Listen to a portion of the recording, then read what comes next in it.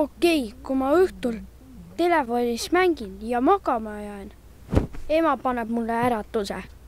Ma küll ei näe, et ta mulle äratuse paneks. Ma olen kindel, et ta seda teeb.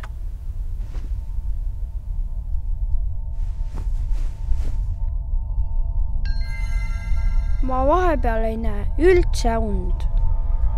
Ma vahepeal ei mäleta lihtsalt, mis ma unes näen. Täna ma nägin kõige veidramat und.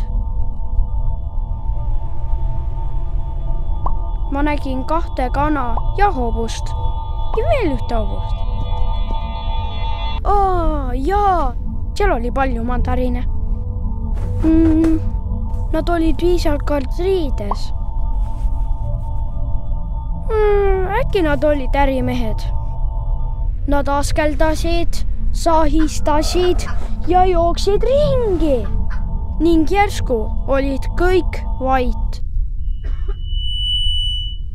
Nad olid valmis laulma, aga nad ei laulnud. See oli hoopis mu äratus. Mis asja? Kuidas mu uni teab, et mu äratuskell siis käis? Ja kuidas mu ema teab, et ma ei ärganud üles?